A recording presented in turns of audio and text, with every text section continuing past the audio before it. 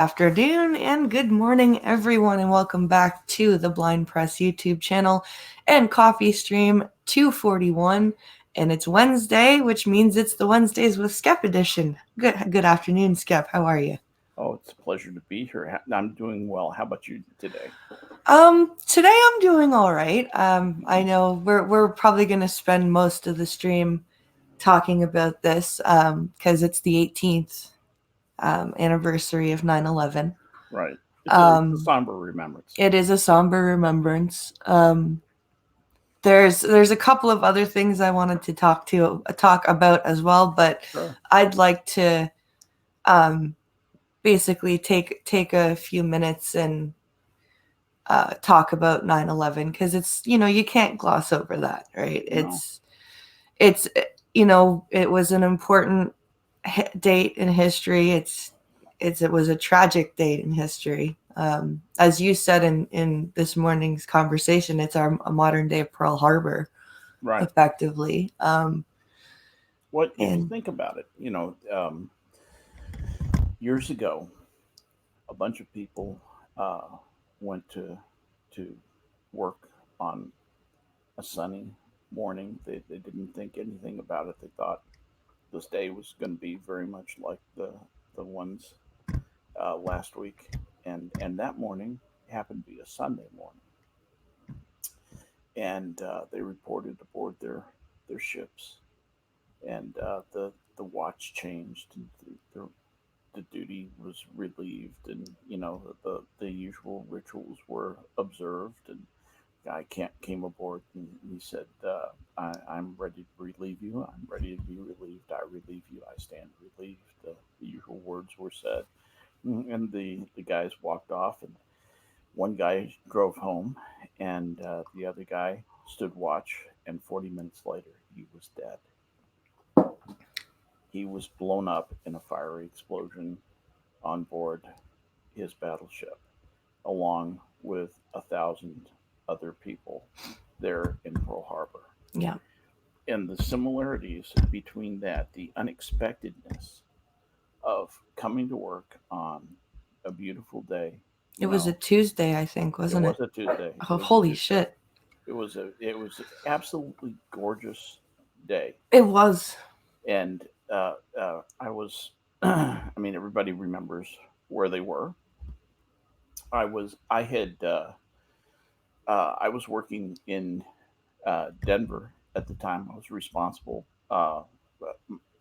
for a uh, half of a large laboratory that Lucent had set up in Denver, and the there was another guy, good friend of mine, one of my closest friends at the time, and he was responsible for the other half of the lab. We had about 40 servers.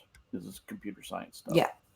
and it was a huge, just physically, it was huge. It was a huge, building full of servers and stuff, and so I put in a hard day on Monday, and I hadn't gotten home till like 11 o'clock the night before, and I thought, it's this is one of those jobs where you make your own hours, you work Mm. whatever you have to, and I thought, I'm just gonna telecommute. I'm gonna do a little monitoring from home, maybe kind of tool on in about 10 o'clock and Yeah.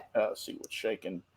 Kind of take it easy on myself, and then maybe go over to the gym, and then uh, do some more maintenance tomorrow night. And I get, I didn't even have the TV on. I started to turn on the TV, and I get a phone call, and it's my buddy who has the other lab. He says, "You have you got CNN on?" I said, "No." He said, "Turn it on right now." I turn it on, and there's a building on fire. And I Mm. looked at it, and I said, that's New York." He said, "That's the World Trade Center." I said, "Holy cow!" He said, "Yeah, a plane ran into the fucking World Trade Center. You believe it?" No.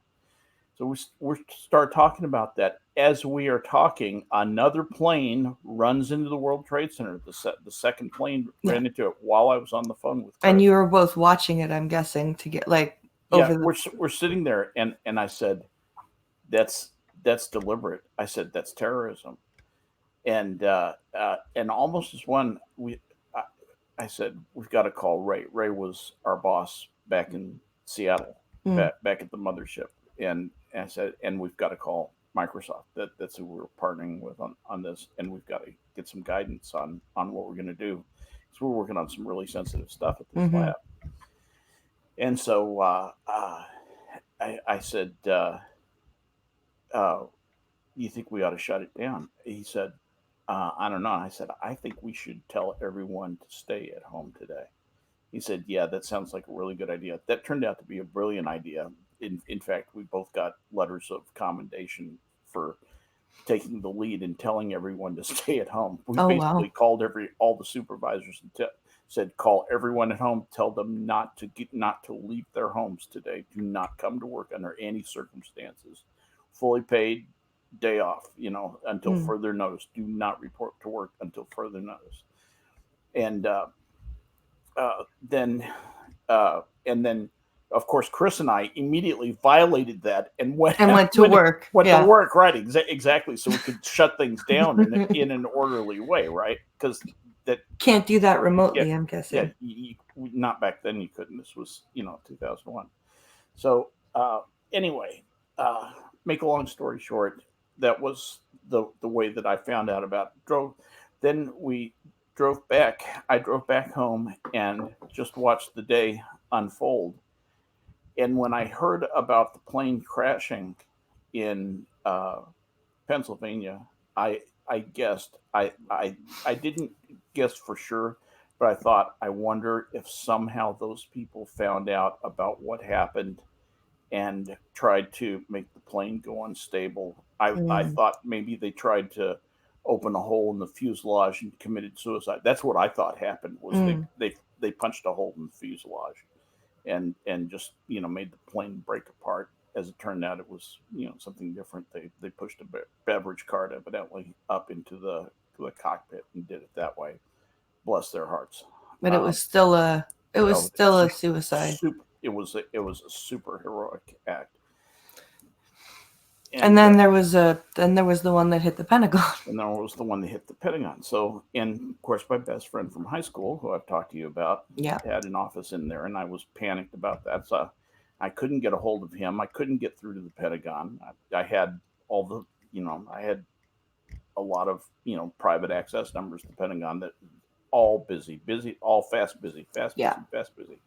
Couldn't get through. Finally got through to his brother, who was a doctor, an MD at Bethesda, and he told Mm. me, "No, John's down in." Um, he was on a business trip in Baton Rouge, Louisiana, Oh man, that's and I lucky. said, "Thank God," and so turns out that a neighbor of John's, interestingly enough, a guy who lived down the street, uh, was killed in the thing. John barely knew him, just knew him to say hello to. He was the veterinarian. Interesting guy. He was the veterinarian who took care of the horses. Get ready for this. Who took care of the horses at Arlington National Cemetery, who drew the funeral corteges. Oh That guy was killed by the plane. man. Yeah, I know. I know. And it shattered that family. I mean, it, all these families were, to one degree or another, just were either deeply, deeply wounded or shattered. My family's deeply dialed into a lot of military families. Yeah. Obviously, one of my childhood friends was killed in the Beirut barracks, Mm. Lebanon bombing. He was a Marine, and Billy Stelpflug was his name.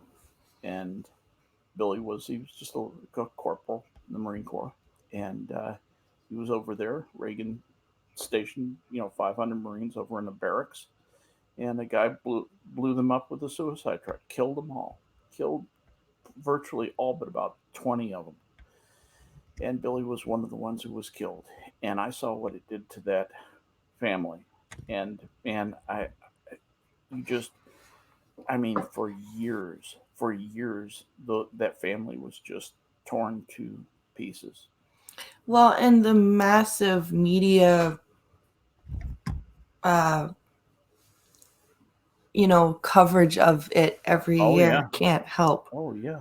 right? Like, See, his father, Billy's father, Colonel Stelflug, was a semi big shot in the Air Force, and Mrs. Stelflug, Peggy Stelflug, his mother, wrote a book about it and mm, started a survivors network and was invited to the White House by President Reagan and accepted.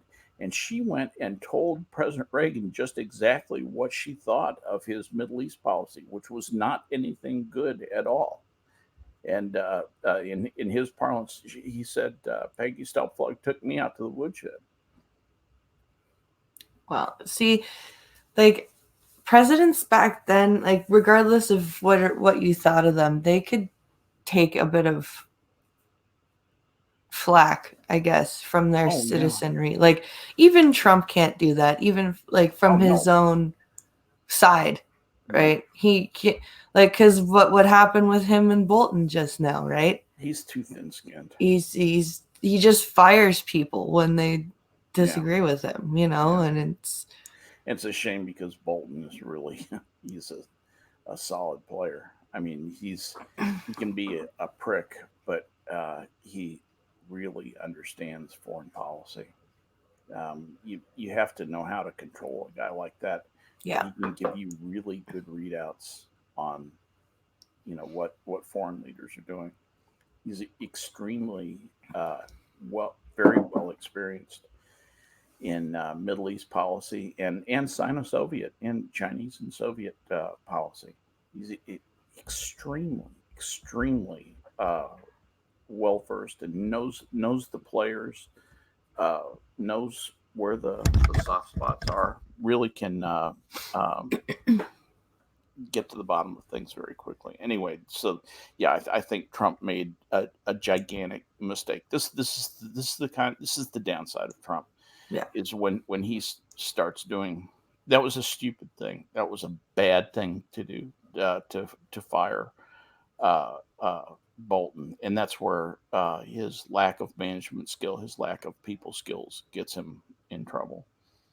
Um, he thinks he can just go find more people, more talented people, but Yeah. that's not true. He's going to start finding people who will start to game him and start to take advantage of him. The government is not quite as businessy As business is. as business. Yeah. You're You exactly can't right. you can't just fire people and, You're so right. replace them with more talent. That's not That how it works. Like that's a not everyone can be a politician or a general or, right. whatever he needs up in that. It's not an infinite No. talent pool at No. all. Not in any way, shape, or form. I remember where I was on 9/11. Where were you? I was in grade 7.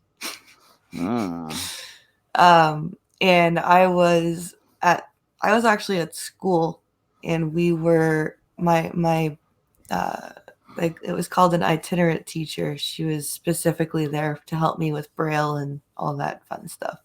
Okay. We were in the library. I can't remember why, but we were in the library, and there were a bunch of teachers gathered around one of the TVs. And they pulled my itinerant teacher over, and they're all whispering, right? Because they don't want to freak the students out. Yeah.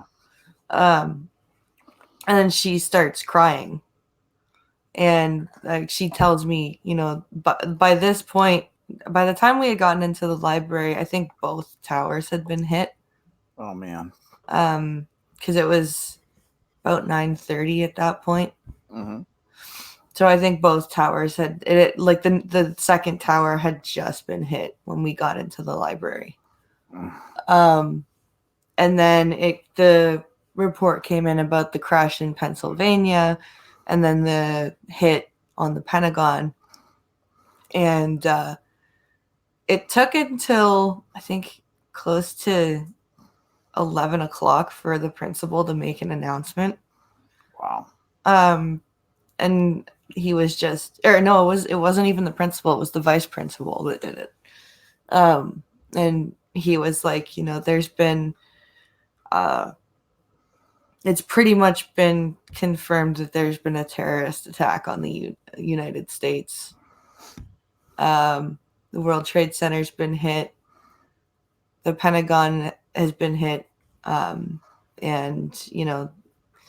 this is what's going on. But, because we were in Canada, there was no, everybody go home or anything like that. It was just, here's what's going on.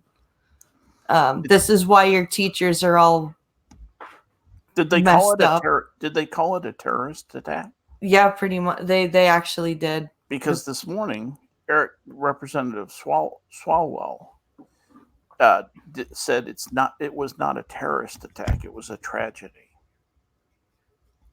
It was an accident. But don't acts of terrorism beget tragedies? So can't you have both? This was just a tragedy. You can't have a terrorist attack that caused a tragedy. It just it has to be. This was not a terrorist attack. It can only be one or the other. It was a loving act that resulted in tragedy. Well, thank fuck he's out of the running for, or was he? He was in the running for president at one point, he was. Right? He was. Thank God he's not anymore. Because what a dumb thing to say. I just wanted to hurt him. I just want to beat him with an aluminum baseball bat. What an asshole, That is what kind of stupid thing is that to say? It wasn't a terrorist attack. It was tragedy. I don't want to focus on whether or not it was a terrorist attack. That's what he said. Well, I'm sorry, whether or not it was a terrorist attack. There's no question of whether or not it was a terrorist attack. There is in his mind. How do 4 separate planes hit targets while one of them missed? His point is that the United States really had that coming because it's our own arrogance and our overconsumption that led to that. Then I ask Mr. Swalwell, why the fuck are you a representative of that country if that's how you feel? Yeah. And the point is that the people who were killed were people who made a lot of money. Those people in those towers, those were not poor people. Those were people who made a lot of money. Didn't they really deserve to die? And I'd like to know how much money Mr. Swalwell makes. That's actually a really good question. Because I'm sure it's not, a small amount. What is Eric Swalwell's net worth? Let's take a look. His estimated net worth is between negative $10,000 and negative. Interesting. He's not worth very much money. Weird. Maybe that's why he hates people who have money.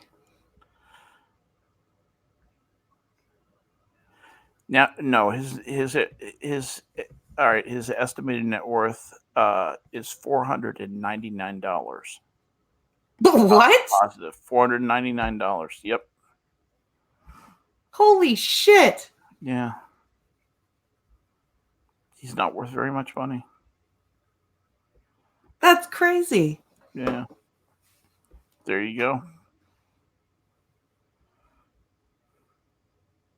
That is insane. That's very surprising to me. Yep, it sounds manufactured to me. Yeah, sounds rather careful to me. I'm not saying he's a liar, but he's a liar. How does a representative of the federal government only worth $500? he evidently was in debt and also lost a lot in his divorce. Does he? I was gonna say, does he like owe loan sharks all of his salary? And like, what? What? I'm confused. Yeah. No, he put all his money in his presidential bid, which he ended on July 8th, 2019, and says he's out of money.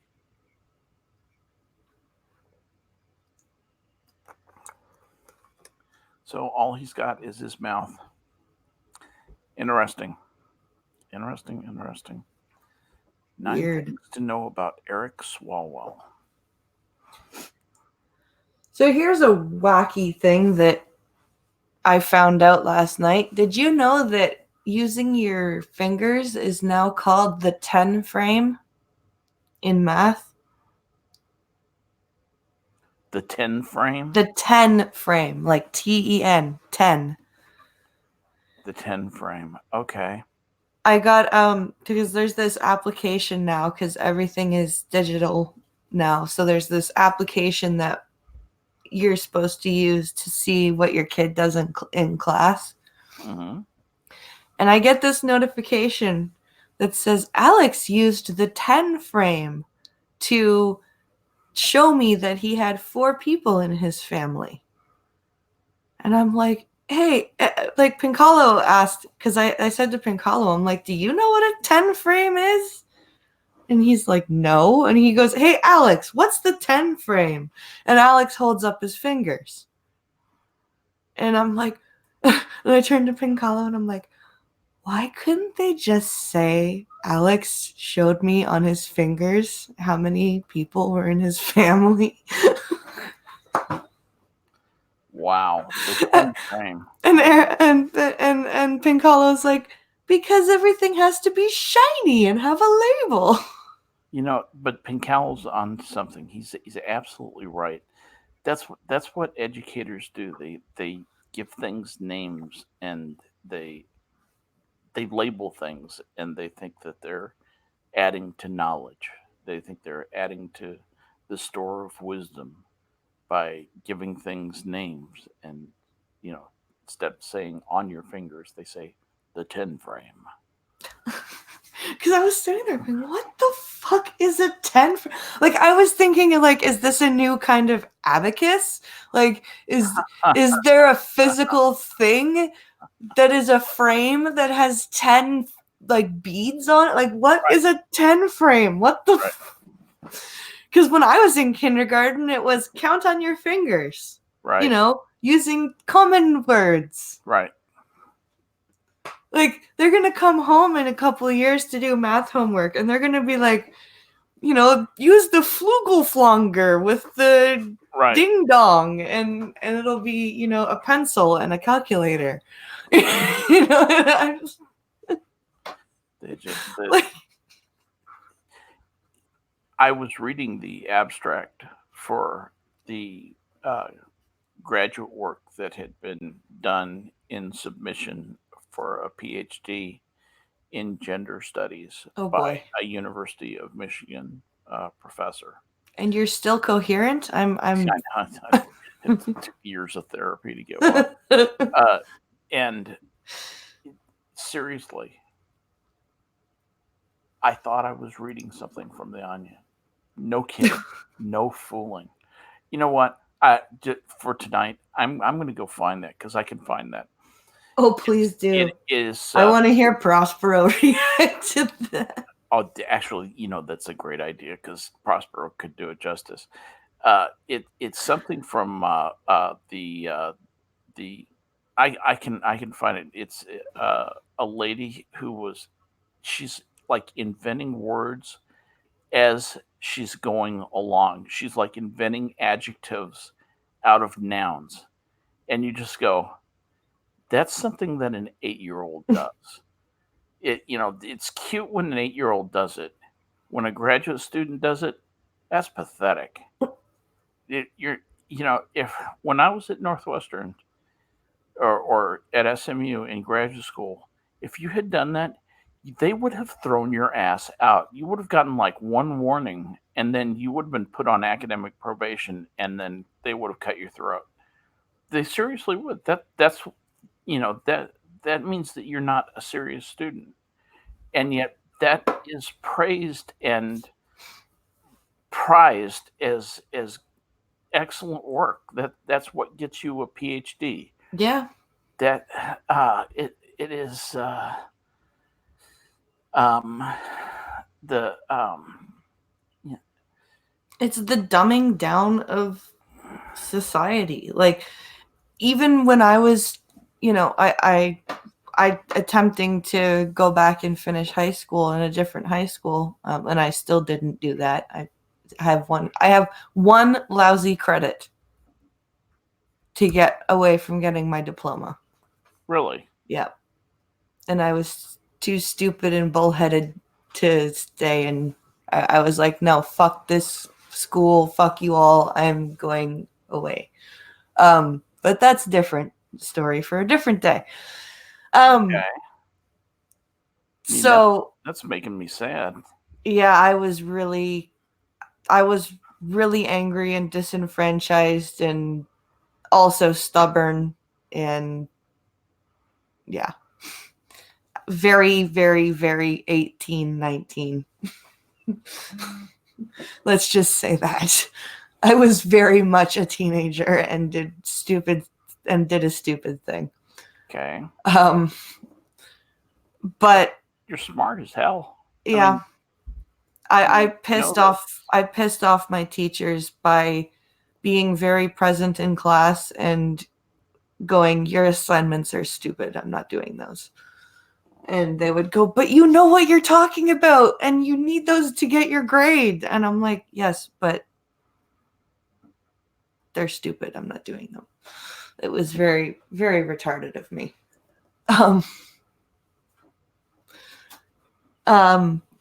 So, but when I transferred schools, and I was taking a law class, the teacher was like, it's fine to go to Wikipedia to source, your law material. Uh-huh. And I came from a high school where my teachers would say, all of my whether it be history and English, whatever it was, it was, if you bring me a bibliography with a Wikipedia link on it, you lose points. Because they would say, Wikipedia can be edited. Yes. We do not accept that as a primary source here. You will not bring me a bibliography with Wikipedia as a primary source. And then I went to a totally different school, and it was like, yeah, that's totally fine. You just, you bring me whatever you find. And this was a grade 12 class. And I was like, no, I'm not doing that. And I told my teacher, I'm like, if you want an assignment done, I'm going to bring you sources that are actual sources. I'm not going to Wikipedia. That's lazy. Yeah. No, well, I mean, and it's the complete dumbing down of, it's totally fine to accept a source that anybody can change. Yeah, the thing about Wikipedia is it's good when it's good, and it can be awful. Oh yeah. That's the problem, is that it can be awful, and it's just it's just well, evil. that's what all of my teachers at my first high school said. Wikipedia is good for answering like simple, off the fly, subtle and argument questions, right? Yes. It is not good for serious sourcing of an essay on a complex topic. And that's why we will not accept a bibliography with a Wikipedia source on it. Right. That makes sense. And that made total sense to me. And a couple of my teachers said it, when you get to university, if any good professor is not going to accept Wikipedia links for your citations. It's just not going to work for you. So don't get used to it. In fact, don't even start. Oh, it should not. It should not. So it was a really big shock to me to go to a different school and be like told, yeah, it's fine. It's like, okay. I've been trying to look through these faculty members at University of Michigan in the women's studies. I can't find who I'm looking for, but there are just some. I think it's the Sunhae Yu. Yeah, it is, and it's her stuff on queer theory and women of color feminisms and new materialisms, affect and kinship research interest, and she's I anyway I can that's just crazy. Like, I don't know if you were because I know you came into the stream a bit late yesterday, but there was an article that I read about a school teacher passing out, I guess, like a privilege scoring sheet. I don't doubt it. Which made you identify your religion, your sexual preference, your economic status. Right. And like there were students that didn't want to reveal that stuff, and she was like, "No, you have to." Right. It's like, and I would identify myself as a non-binary furry. yeah. Non-binary furry Buddhist who comes from Mars, No, see, I would just hold up my cane at that point, and I would go, "My soul's in here." Right. Exactly. I identify as my cane. I think everybody would just say, "You win." You win the game. You win. Yep. All hail. My dad and I had a bit of a fun because Dad's he's a little bit aware of what's going on. He doesn't think it's as pervasive as it is, but we were at the Beavers last night because it was Alex's first Beaver Scout meeting. And there's a rule that says you have to have a stick permit. You can't just pick up a stick and carry it around and whatever. And I said, well, what if I had my cane? Does that mean I have to have a stick permit for my cane? And my dad's like, yes. And I'm like, well, that's ableist. You make me have a license to carry my cane? And he goes, no, you're ableist, expecting an exemption from a stick permit. Wow. And I'm like, oh, damn. Well played, Dad. Oh, he's good. My dad's a real life troll. He will. I love that. He says shit in real life that a Twitter troll would cream his pants over. That's wonderful. Well, very nicely done. Oh yeah, no, I had nothing to say in return to that. Yeah, no, that's world class. That was awesome. Excellent. Yeah. So, well, and at any rate, the interesting thing is that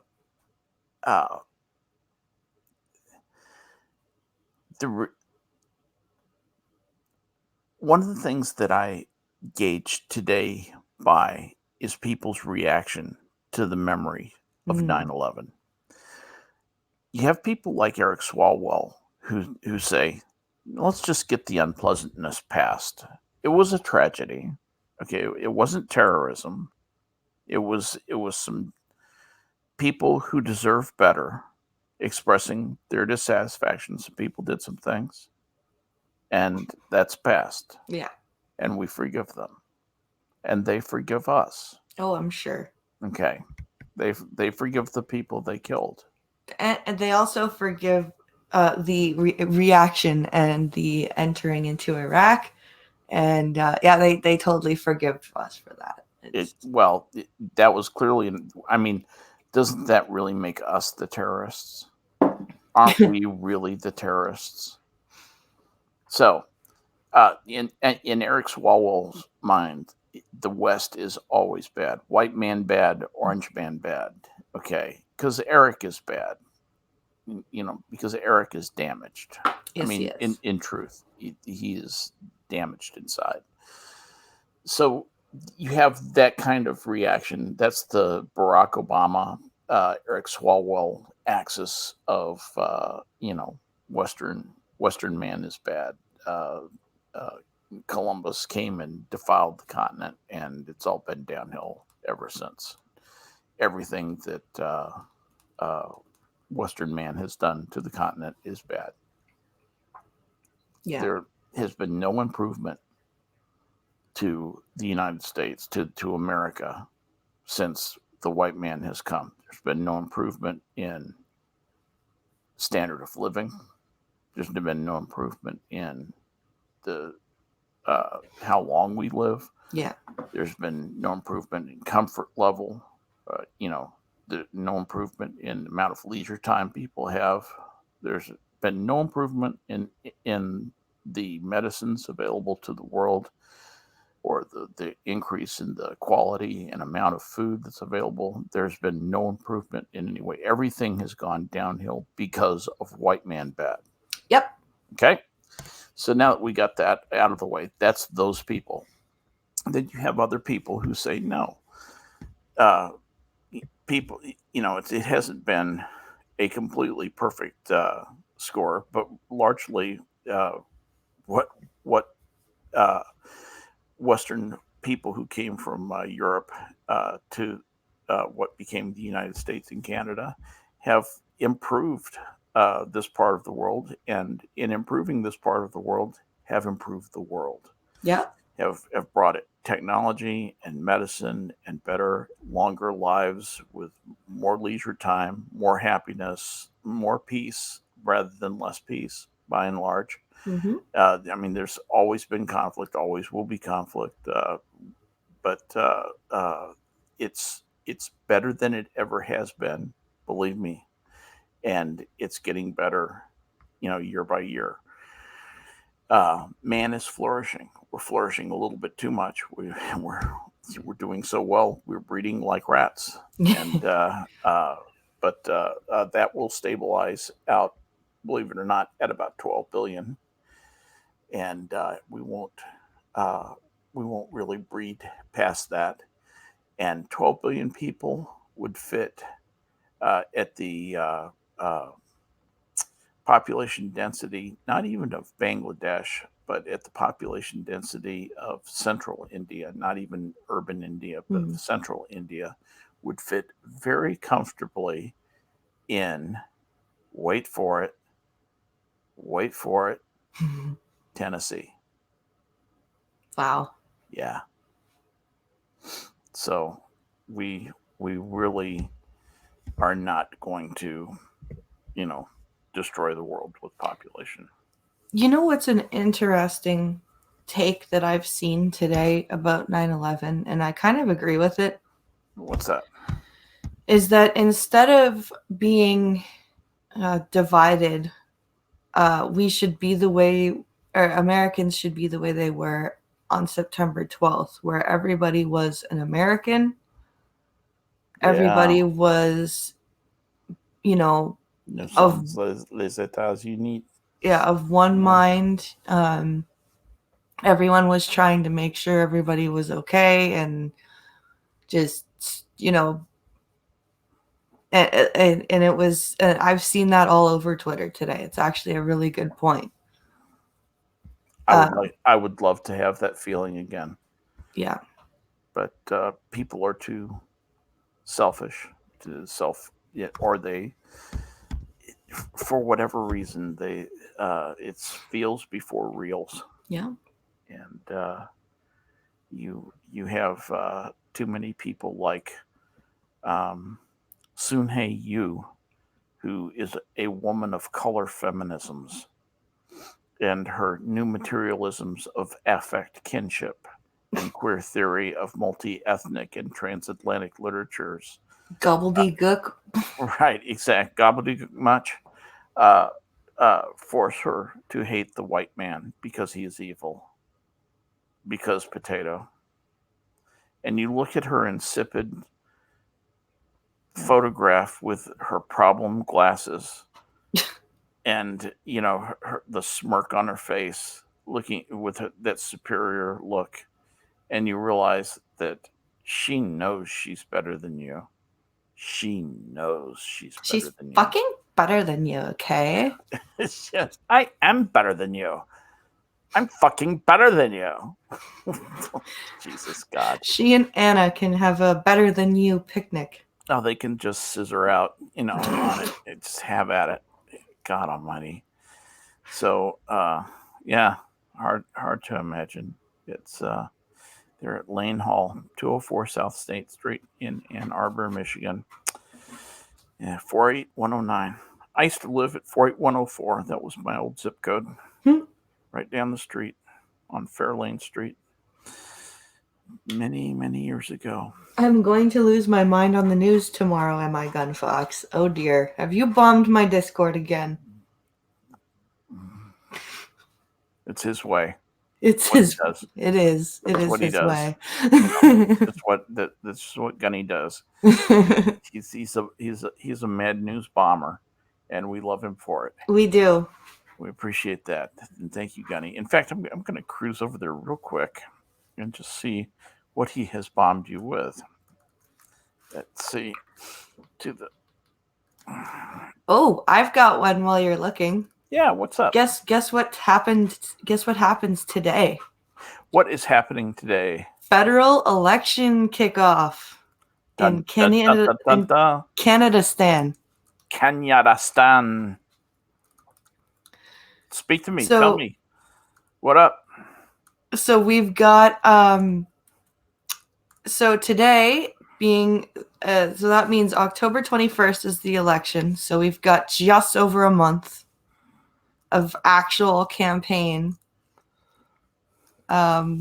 stuff. So this article starts off by saying Prime Minister Justin Trudeau will officially kick off the federal election campaign with a visit to Rideau Hall at 10 a.m. Eastern Time Wednesday, Liberal sources have told CBC News. So Rideau Hall is where the Governor General is. And the Governor General is basically the Queen's proxy. So Justin will go and he will then it says Trudeau will formally ask Governor General Julie Payette to dissolve Parliament, setting the stage for Canada's 43rd general election on October 21st. So what happens is the Governor General officially says, okay, this government is dissolved. Then there's a month and a bit of campaigning. Then we have the election. And then whichever party with the most seats wins. And the leader of that party becomes prime minister. And then the Governor General gets to give a speech. Speech from the throne, it's called. And basically welcome in. This image of a guy sitting on a toilet. I'm sorry. I'm not gonna lie. Throne. He puts down his magazine. Yeah, there's only one debate this time instead of, I think there's usually 3. There's at least 2, one in English, one in French. But there's apparently only one debate this year.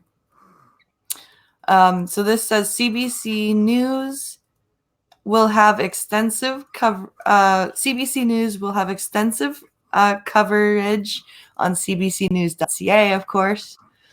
The various party leaders have been holding campaign-style events for several weeks, but the official start means strict rules around spending and advertising kick in.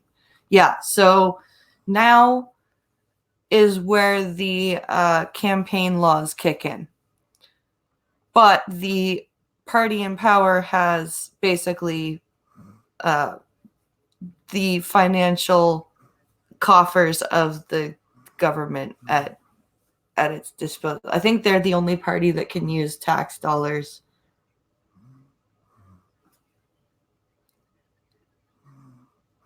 I do need to look more into campaign law, so that I don't misinform. Because I know there was a huge sponsorship scandal back in the early 2000s where the Liberals misappropriated funds for campaign trail stuff. So, but now that the campaign's in effect, there are specific spending rules for the parties to follow. So let's see. It says the Liberals are seeking a second 4-year mandate, citing the party's accomplishments on child poverty, job creation, and Indigenous relations, while beating back criticism on the SNC-Lavalin ethics breach. What fucking Indigenous relations? Oh, wow. Okay. This is the guy who ignored Native demonstrators who had come to protest mercury in their water. And you know what he says to them? Thank you very much for your donation this evening. As they're going, Mr. Trudeau, what about the mercury in our water that boiling will not solve? You can't boil mercury out of water.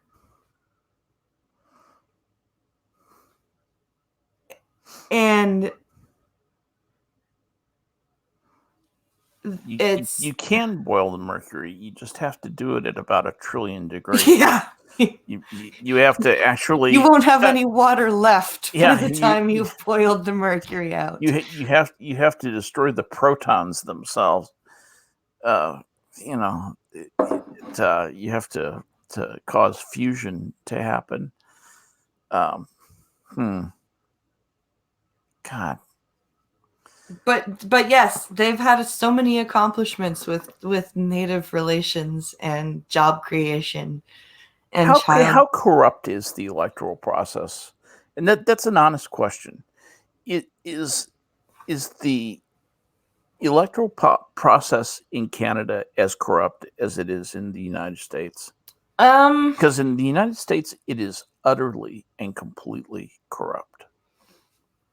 There's not an honest facet to it.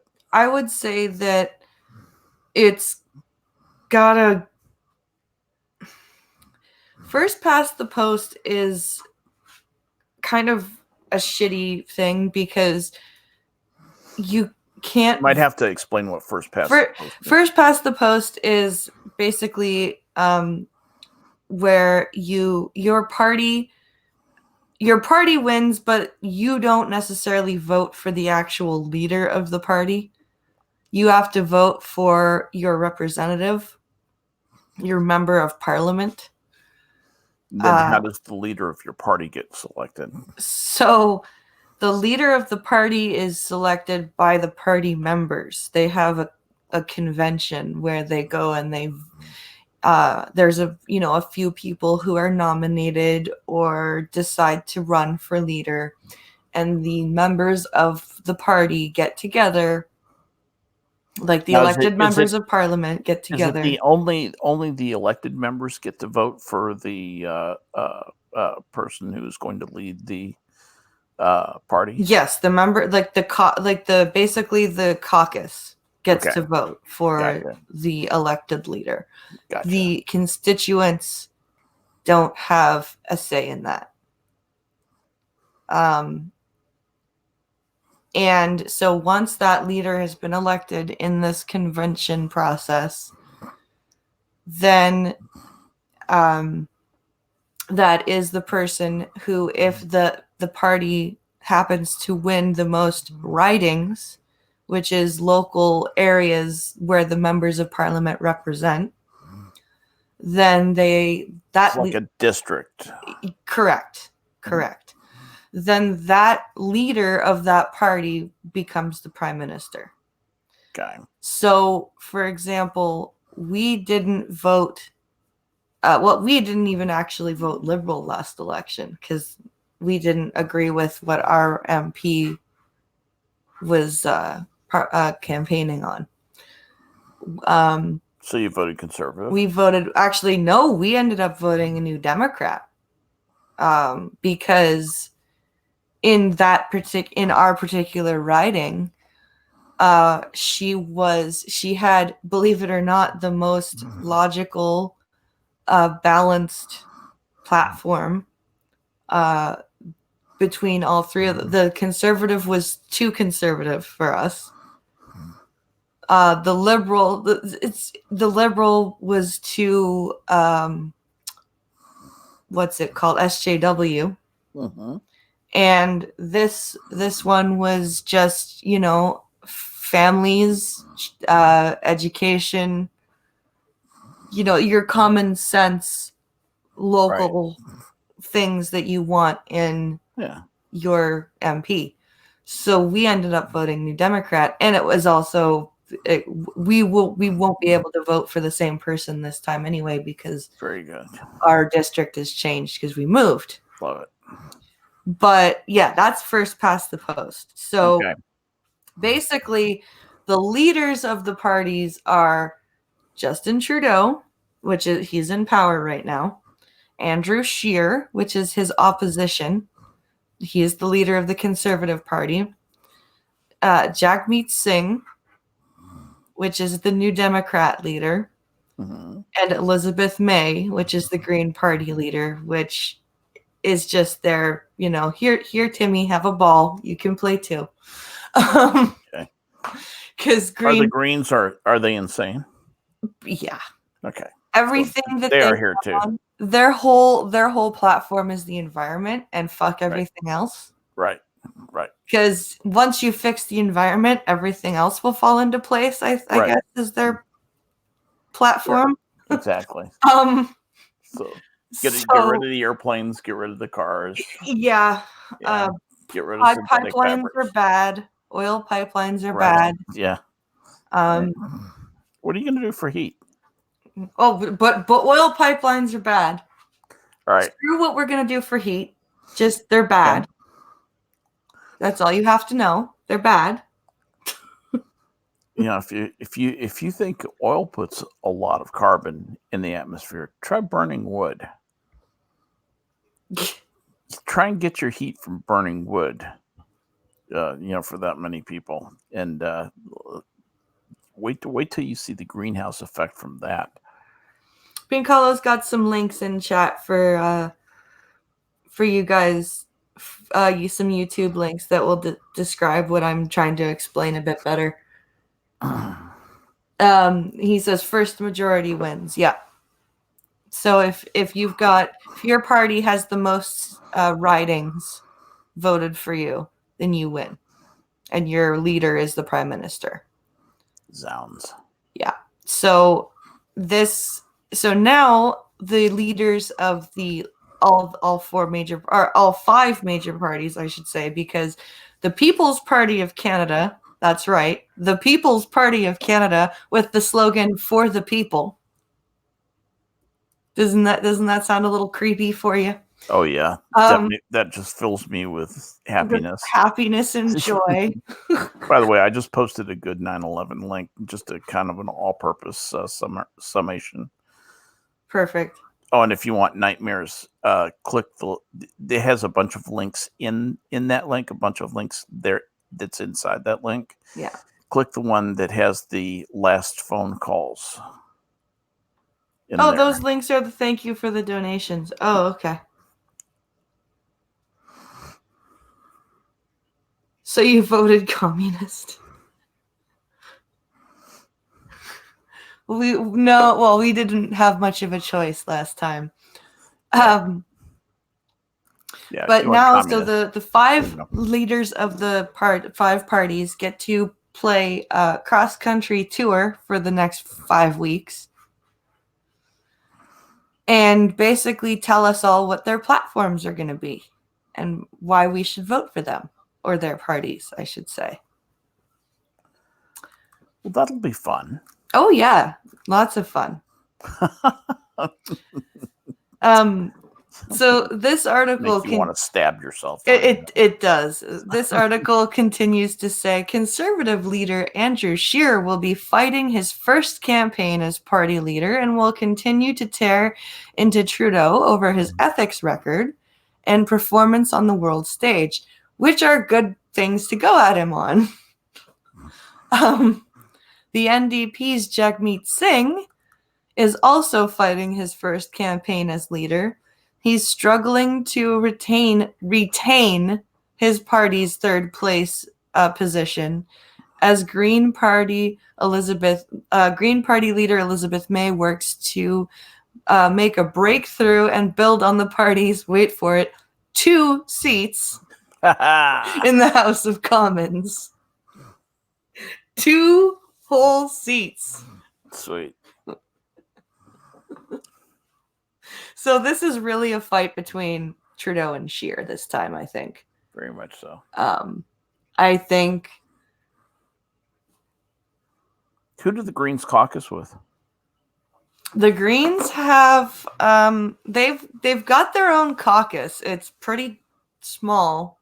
Well, yeah, but they've got their own. They are an official party.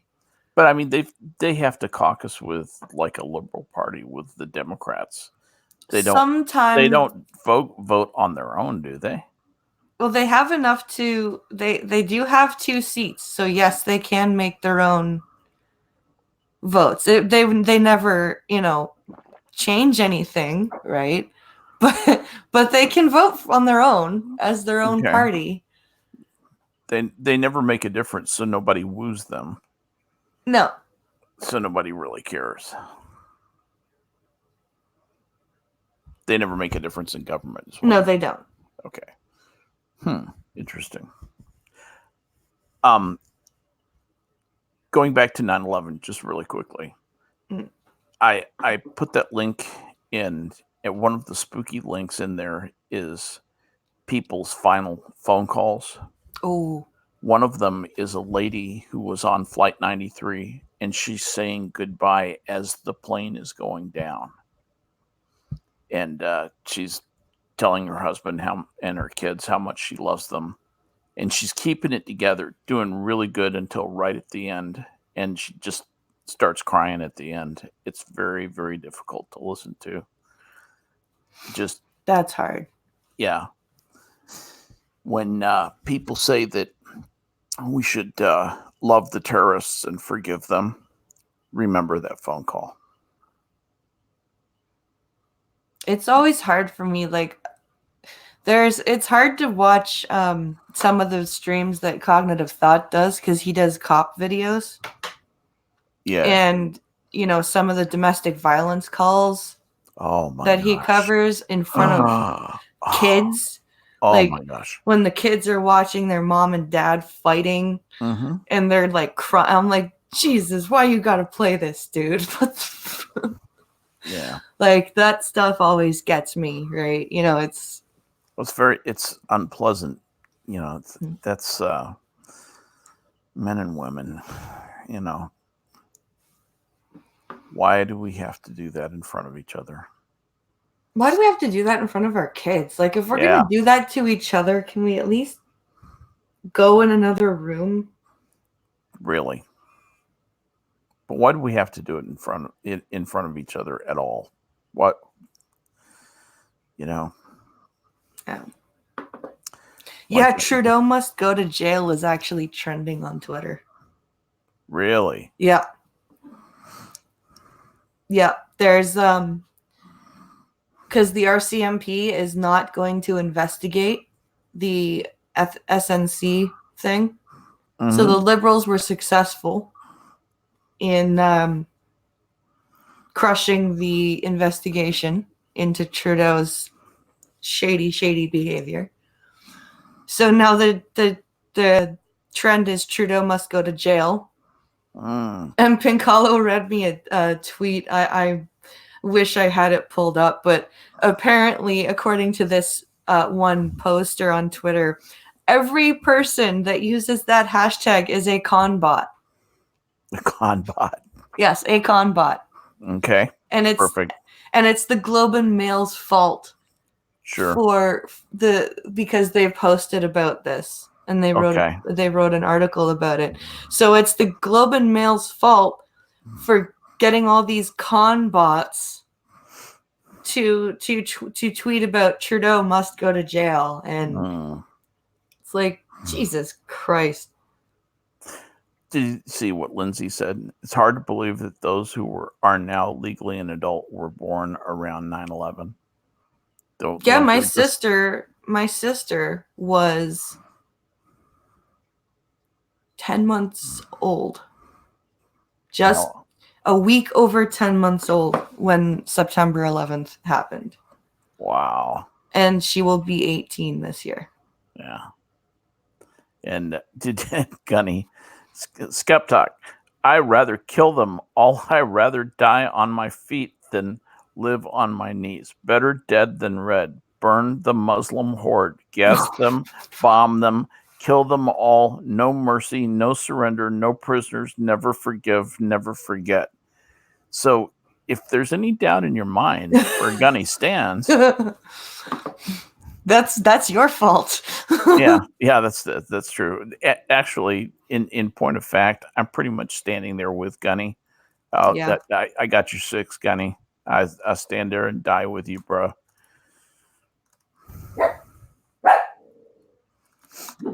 Even your dog feels the same way. Oh, yeah.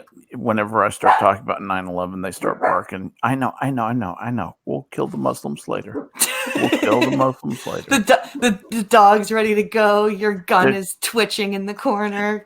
Like, did you say what I think you said? Do we get to eat the Muslims now, Daddy? Do we get to eat the Muslims? Yes.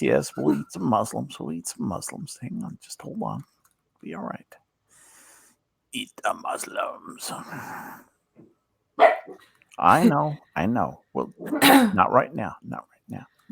So there's I'd like to switch a little bit and talk about Dorian actually made it all the way up to Canada. Oh, Hurricane Dorian, yes. Yep. Hurricane Dorian made it all the way up to the East Coast. Now, what did it manifest as? Was it just Category like rain and stuff? So it was really a hurricane all the way up there? It made it to the East Coast as a Category 2, and then it hit as a tropical storm, I believe, or a storm. It still had a name, right? It was still Storm Dorian. So where did it hit? It hit Nova Scotia the hardest, I believe. Are there people there? Oh, yeah. Okay. Oh, yeah. It hit Nova Scotia the hardest, and then it hit PEI. Is that part of Iceland? No. Okay. Nova Scotia is still part of us. Okay.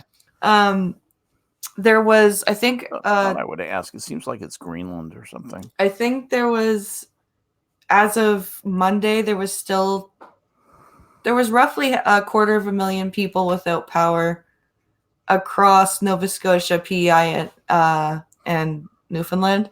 Mm-hmm.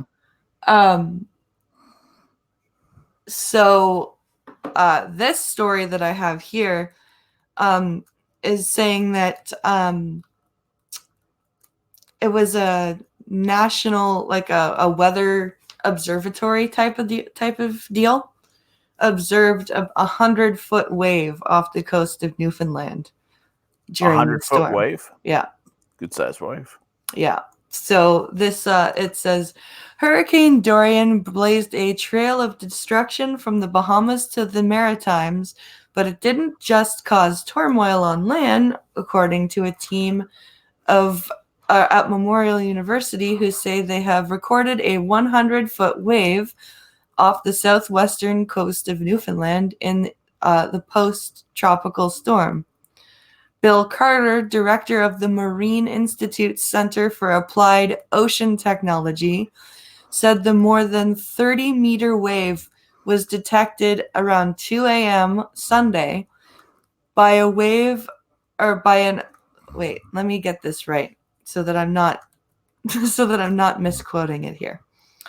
But it was like an oceanographic recorder that recorded this wave. It says we had 3 or 4 maximum wave heights in the area of 25 meters and a single wave height of 30.2 meters, he said in a phone interview.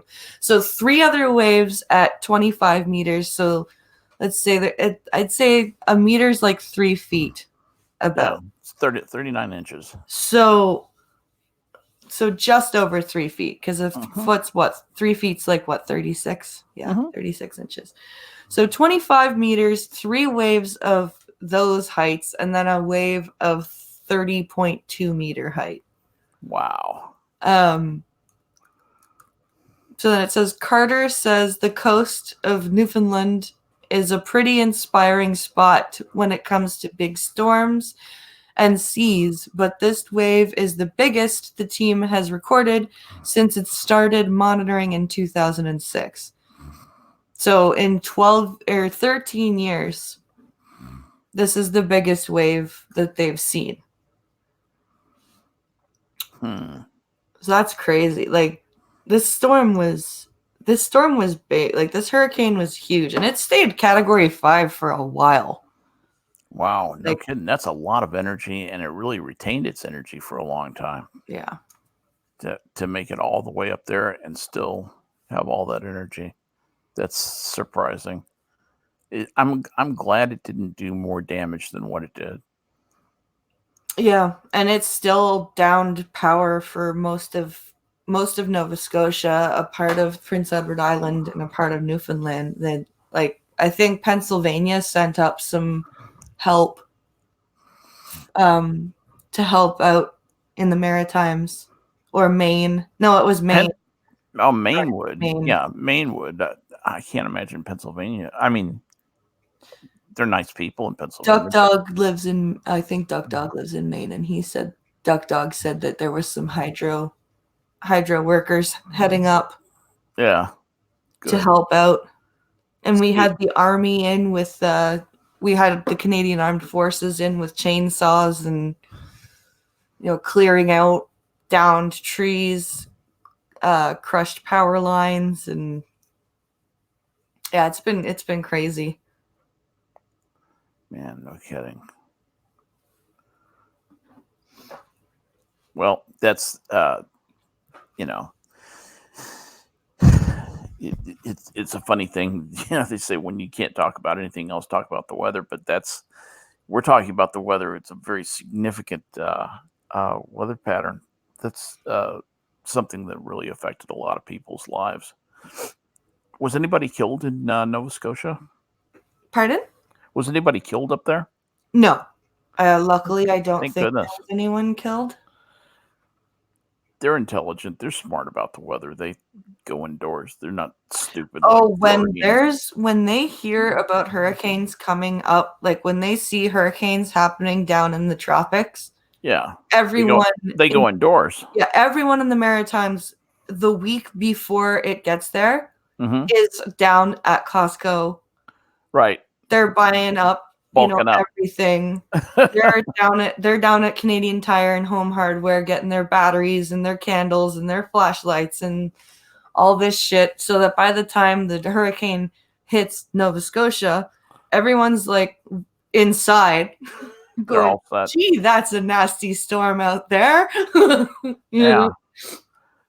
You don't see many videos of people in Nova Scotia going, oh my God, look at that, from outside. You see a lot of aftermath stuff, right? But people generally aren't stupid and run outside with their phones to video the actual event.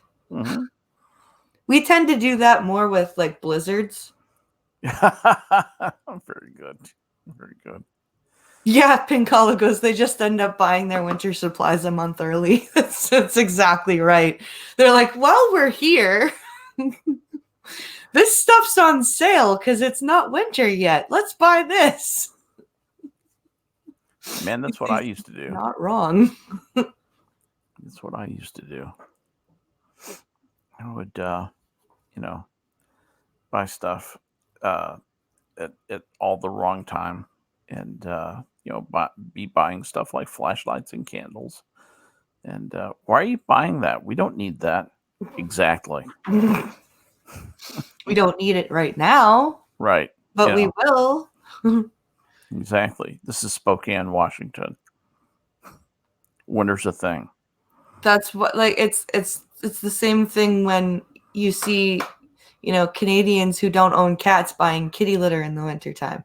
Why are Yeah. they doing that? A, to put it in their trunk for traction, and B, Right. to pour on the snow if they get stuck. Right. And then they can get out. That's exactly right. I used to keep kitty litter when I lived in Colorado. I used to keep it in my trunk. My trunk. Yep. It's funny. People. And people Kitty are, why do litter. you have that container in your trunk with a blanket and batteries? And Yeah. well, because if I get stuck in the snow and I can't and I need to stay in warm in my car. Right. Why do you have newspapers, with next to your chains? It's because I like to kneel on the newspapers when I put chains on my car. What, you don't want wet knees? Yeah, I don't like wet knees. That's exactly What's why. wrong with you? You don't want to kneel in the cold snow? Exactly. Precisely. I just don't like wet knees. It really bothers me. So, at any rate, I tell you what, could I excuse myself Of for course. about 1 minute? I'll be right back. And have a momentary break. I'll be right back. Let's see. Cynical Lindsay says, I like talking about the weather. Sue me. The weather's interesting, dude. Weather's interesting. Especially, like, I spent this morning while I was, like, picking up stuff on the floor and clearing up the dirty clothes and crap that were all over my floor. I was listening to stuff on Jupiter because all of our space talk yesterday got me all space nerdy. And I was listening to something called it was done by a guy who's just a space enthusiast, and it was the 3-year update of Juno and what it's discovered so far. And it was so interesting because they've done 21 orbits of Jupiter, polar orbits of Jupiter. They're expected to do 35. And what they've discovered, what I didn't know was, what they've discovered was where they are in their orbit, they're actually in a weaker spot of radiation than they would be if they were further out. It's a super, super interesting video. You know what? I'm gonna actually find it. I'm so glad I don't have to worry about putting chains on my tires, says Lindsay. Yeah. If that happened in Arizona, well, then we'd be having an ice age. What I'm gonna do,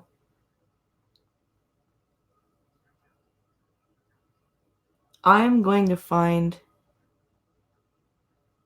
There it is. It's called "What Has NASA's Juno Discovered So Far?" 3-year update.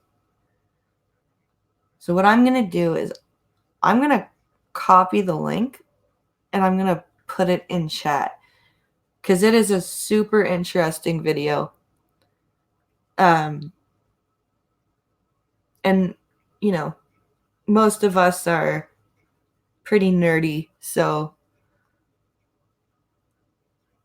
I'll post that. Except I don't want the letter H in there. That's not helpful. No. What are you doing?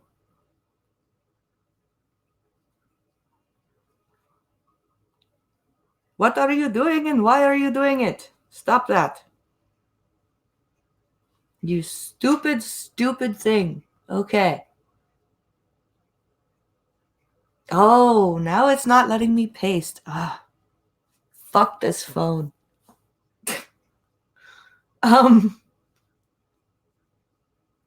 There we go.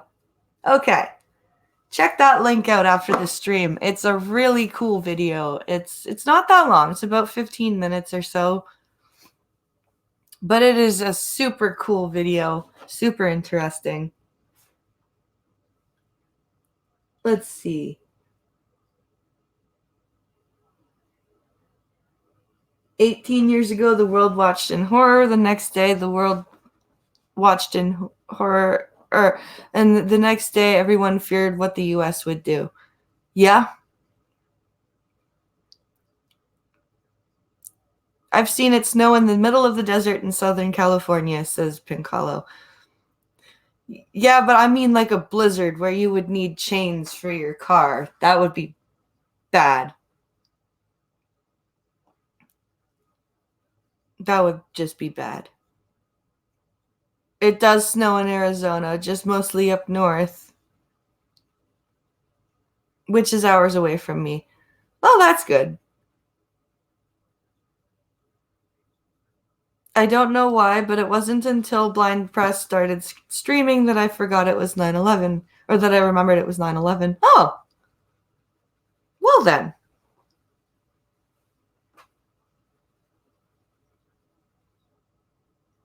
Let's see.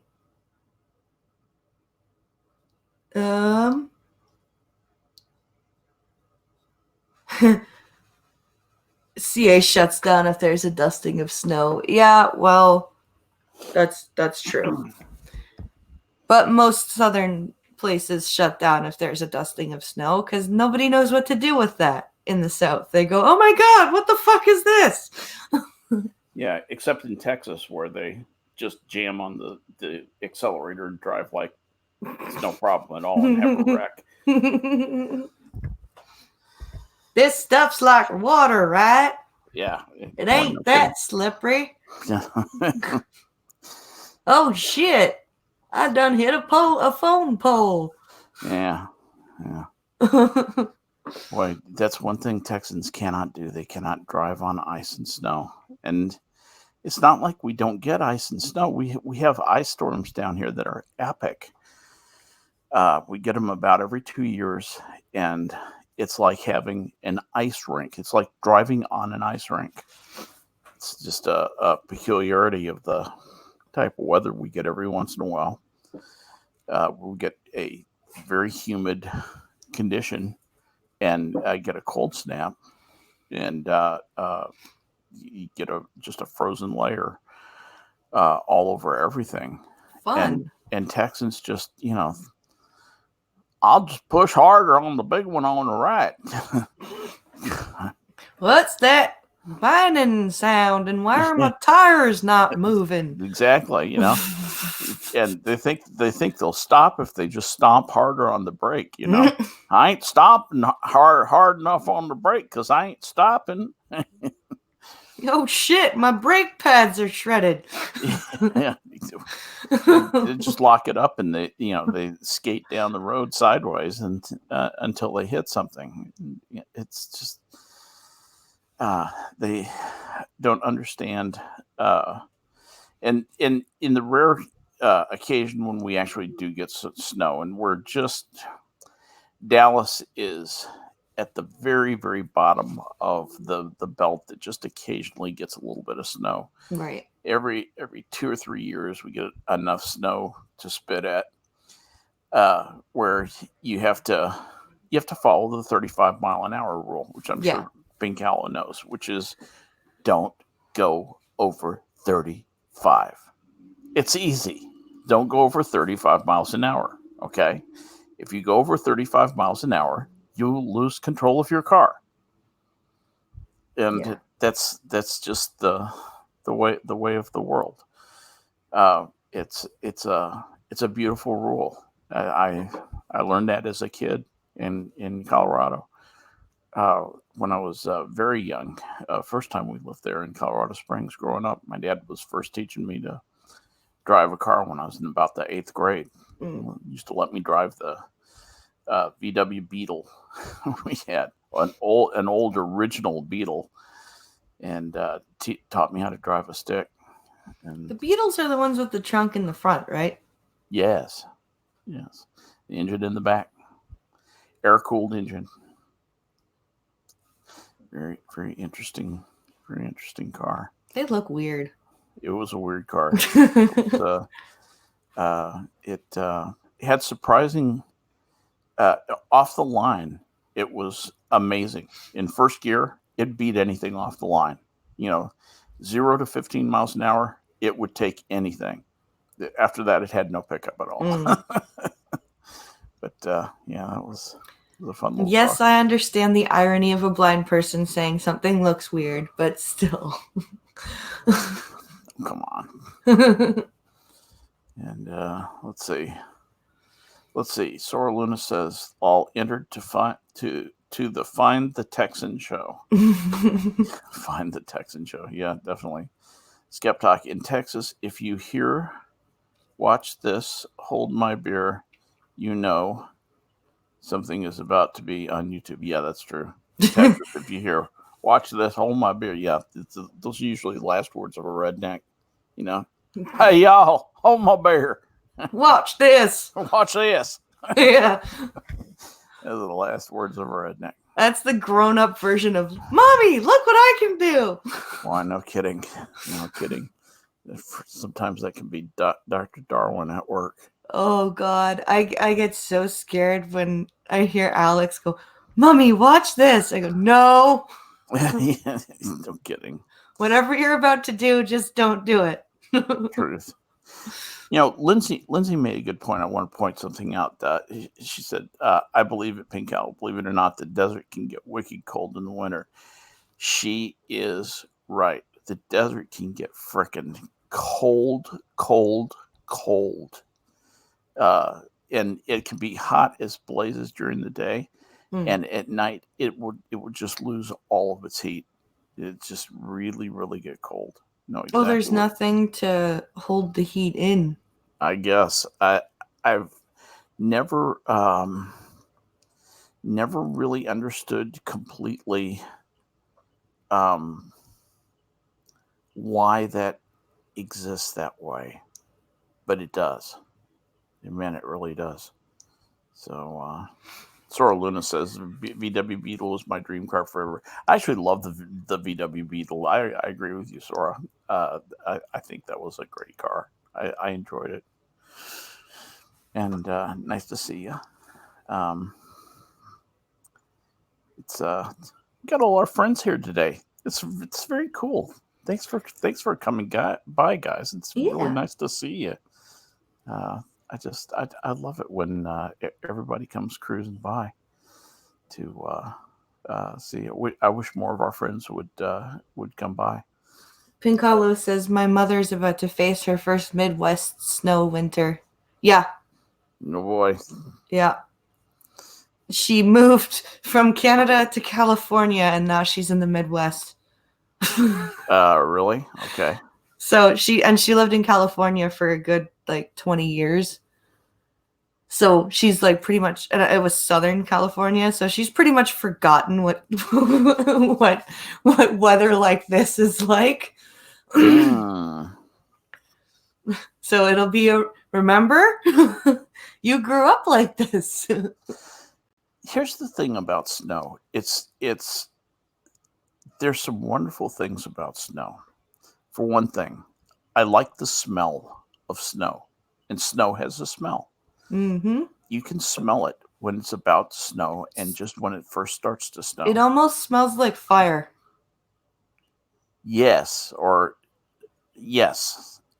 It's hard to explain, but yes, I know what you mean. It's a kind of a it is hard. It's hard to explain. Yeah. I can't find the words to explain it, but you either know what I'm talking about or you don't. And the other thing is that snow, when it comes down, I like the feeling of the snow when it's actually snowing. I like I like it when it comes down, that it cools the air. It has a nice feel the floating down of the flakes. That's very nice. And then after that, I hate every single thing about it. It's cold, it's slushy, it melts, it turns to nasty, hateful, Dirty. dirty, shoe melting, gooey, crappy shit that gets all over your car and doesn't go away until halfway through summer. And so it goes from this beautiful, pristine white stuff to this nasty stuff in a hurry. Yeah. So you get this nice little payoff for like a half an hour, and then you spend 6 months of misery for your half an hour of happiness. Yep. I like snow till just after Christmas, Mm. and then it can fuck off. Yes, I'm with you. What I have found is that just knowing about snow is enough for me, Mm-hmm. and just knowing that it exists, that it is in other places where I'm not, is makes me happy. Makes me very, very happy. Yeah, I'm one of those Canadians that when September, October hits, I'm like, oh no. Get depressed. No. And then when like April hits, I'm like, come on, hurry up. But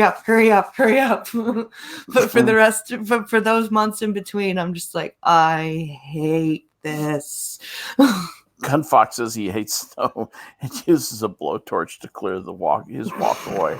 I can just imagine Gun Fox with like a big acetylene torch and a tank on his back, leaving his front door just die, you white motherfucker.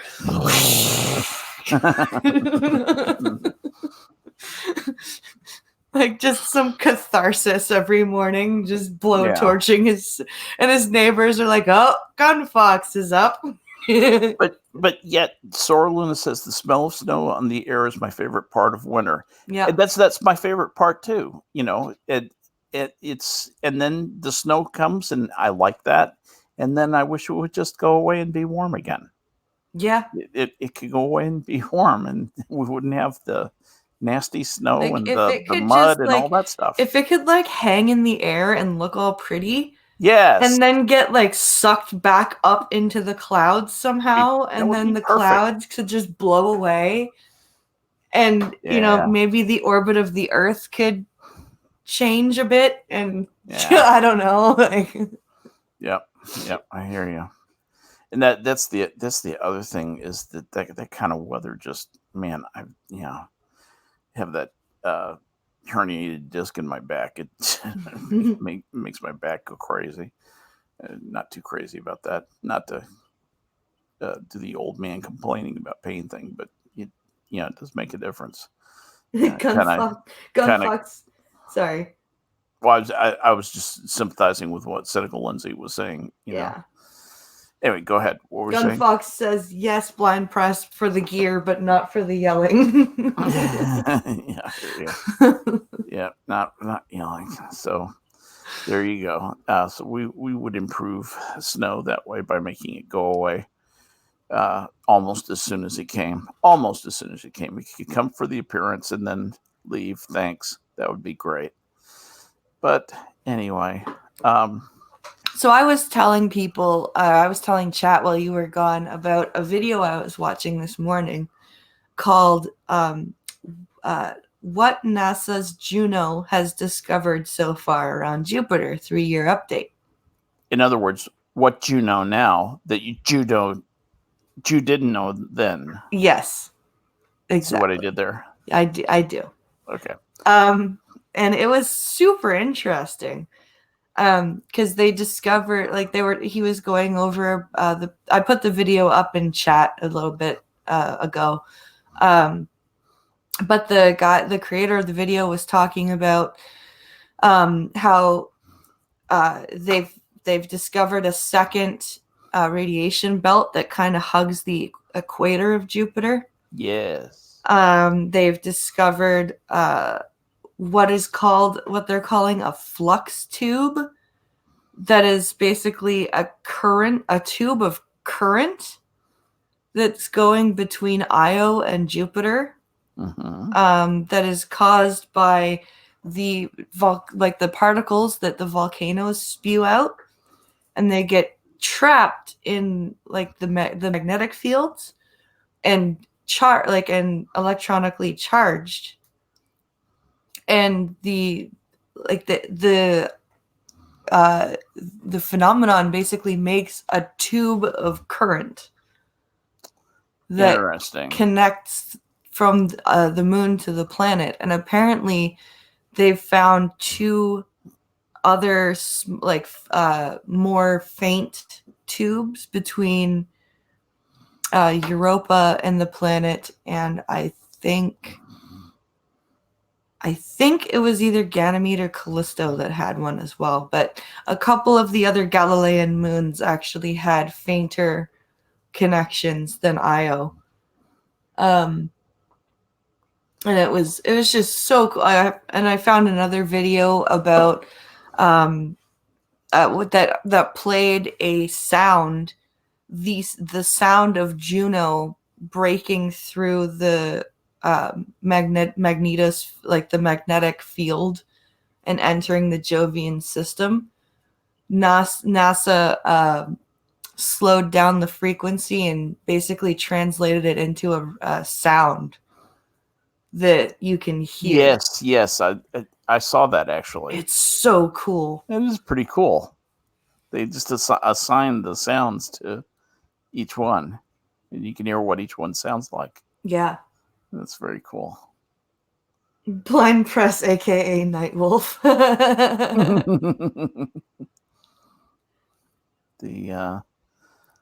I was looking at the. I will find. Actually, I have the link because it's in my history. I'll put the link in the. The video I mentioned about Juno is up in chat around the ones. It's timestamp is 1:17 p.m. But I'm just gonna look for in my history now. The video I'm about to post is Jupiter sounds so creepy. Interesting Weird. thing. Just before its October 19th flyby, at about 6:47 Universal Time, Juno suddenly entered safe mode when a software performance monitor caused a reboot of the spacecraft's main computer. That must have caused a few buttocks to tighten. Yeah. Standard old mission control. The switch to safe mode meant mission managers had to postpone Juno's move to a 14-day orbital period. The burn was postponed to allow engineers to verify the performance of two helium check valves in the spacecraft's fuel pressurization system. They exited the safe mode. I think it was 5 days later, on the 24th, and carried out a 31-minute burn using its smaller thrusters to slightly adjust its orbit. And then they did successfully carry out the flyby on December 11th, 2016. It's going 129,000 miles per hour. Now, the highest speed manned spacecraft, ever was Apollo 13, because of the way that it returned. There were some orbital mechanics that made it return at a slightly higher speed than the other Apollos. Right. It came back to Earth, I believe, at 26,000 miles per hour, roughly that. This thing is going 5 times faster than that. This thing is going, let me think this. It's going I don't want to say this wrong. It's going 136. Is it 1/3600th? God damn. 1/36th of a percent of the speed of light. And what is this, a rock that's going this fast, or No, is this? this is the spacecraft. Oh shit! This is something we put into space. This is the Juno spacecraft. Oh, okay. So Juno went 129,000. It's going. That's the speed it's flying by Jupiter. It has to have that kind of speed for its orbital distance. Okay, because it's 2,850 miles away from Jupiter. Okay, it's pretty which is close. not. It's pretty freaking close. Yeah. It's got to have a very high speed to stay out of Jupiter. Otherwise, it would simply fall into Jupiter. They're expecting it to last 35 orbits before it reaches the plasma. What was it called? The plasma torus of where the radiation belts get to start to affecting the equipment.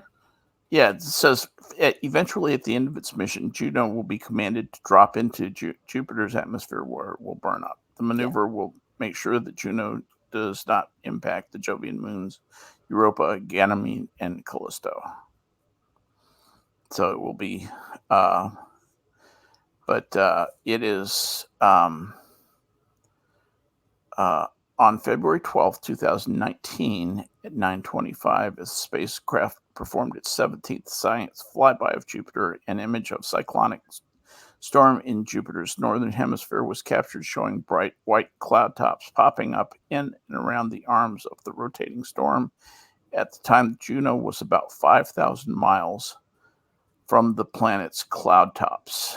Wow. And remains fully operational. It continues to gather data at Jupiter. And apparently, even the camera still works, and they were expecting that to go first. Yeah, it's just been a stout little Juno has been amazingly effective. It has, except for the it's had several what they call safe modes of its computer, but that appears to all be abundance of caution type things. Where it says, hey, there's something with a a valve I want you to check, and it goes into a safe mode that causes the reboot, and every time it's had a reason to do it. So it's been a good little mission. So Zara, that sound that you heard in the video was the first sound you heard was just Jupiter's magnetic field, and that big weird explosion of noise you hear is Juno entering the Jovian system, because its magnetosphere is so big that even when it recorded the craft piercing that magnetic sphere or magnetosphere, it was still, I think, at least a couple of months away from orbit. Jupiter's magnetic field is ginormous. Yeah. Absolutely ginormous. And Fox Azure is here. Hello. Fox Azure is here. Didn't say hello to Zara. Hey, Zara. Oh, and Zara, hello. And didn't say goodbye to Ghost Dog, who had to go. See you later, Ghost Dog. Thanks for dropping by. And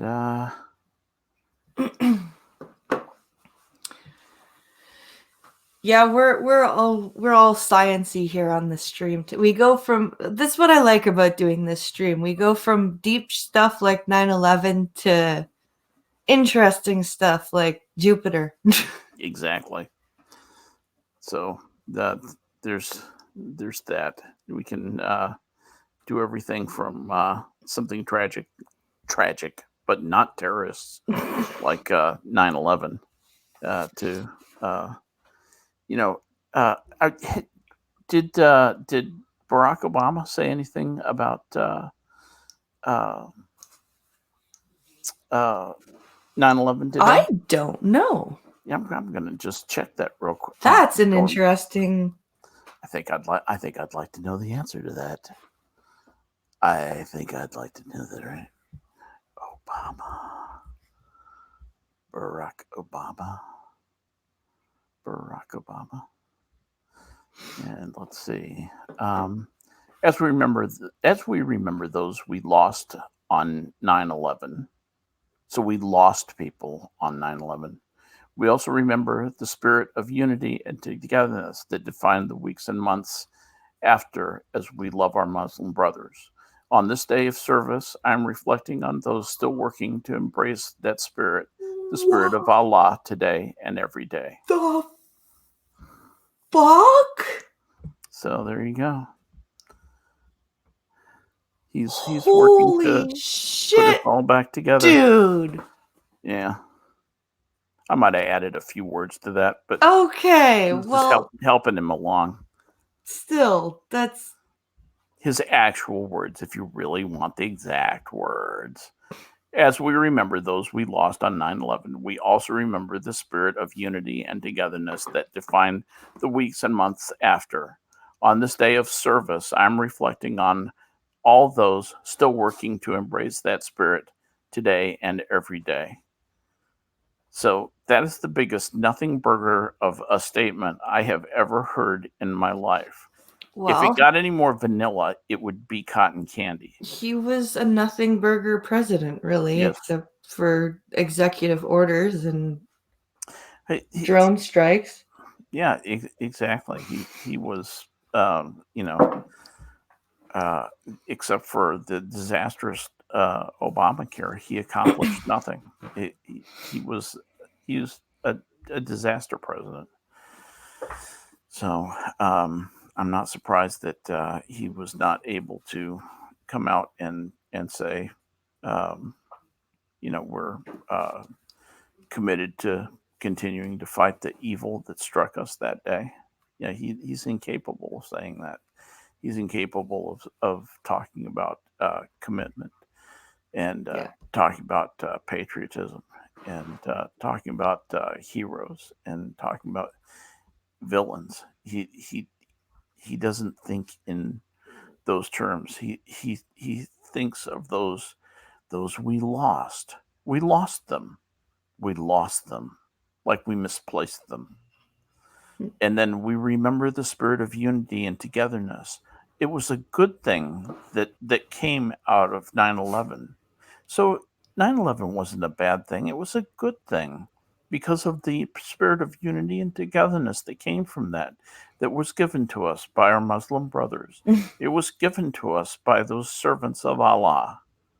Fuck you for Christmas. Really?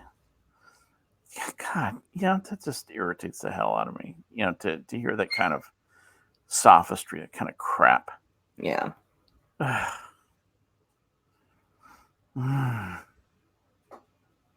Just, I'm just looking at the Twitter trending. Yeah. Never forget. Oh, Trudeau must go to jail is down to 14 trending.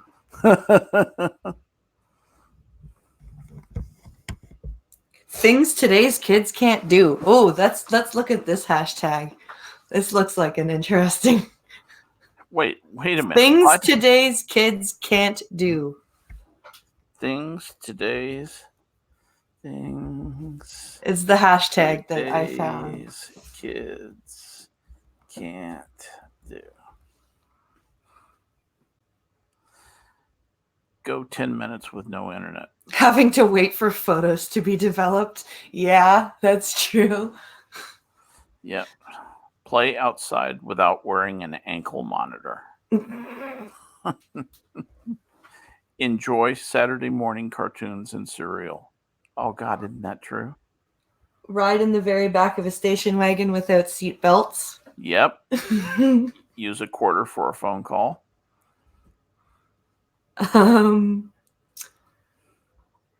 Go 10 minutes with no internet. Yeah, exactly. Figure out how to use this, and it's a rotary dial telephone. Drive a stick. Right. Roll down the window to get air conditioning.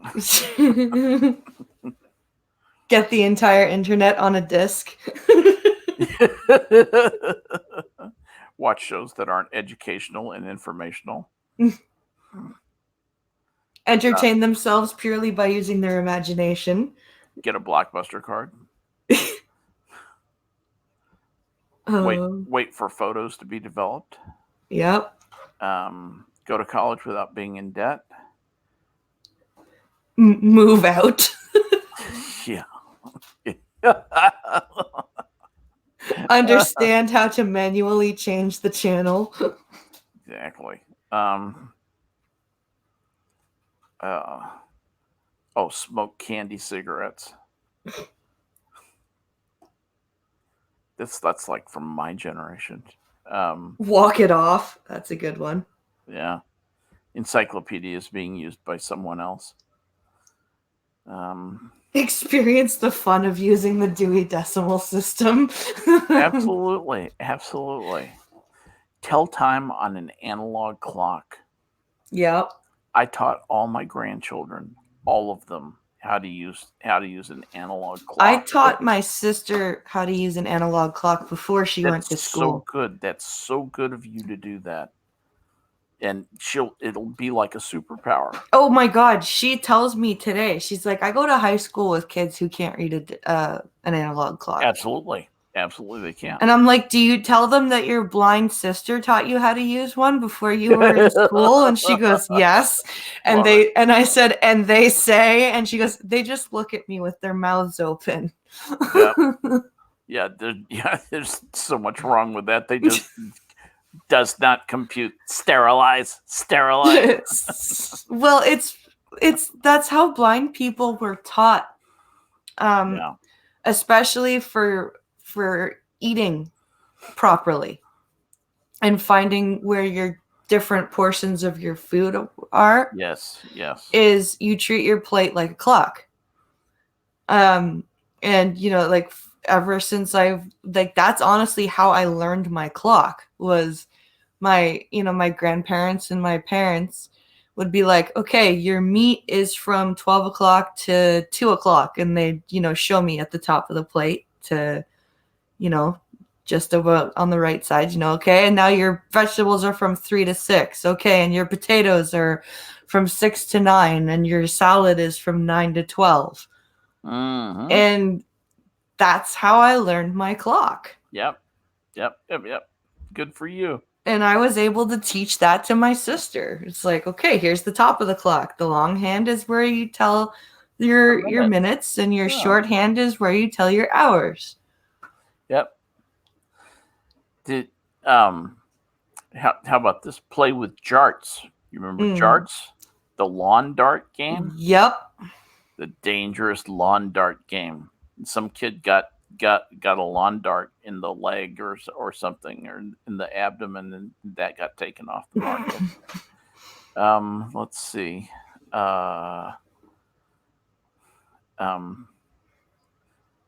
Go more than 10 minutes without looking at their phone without having a total breakdown.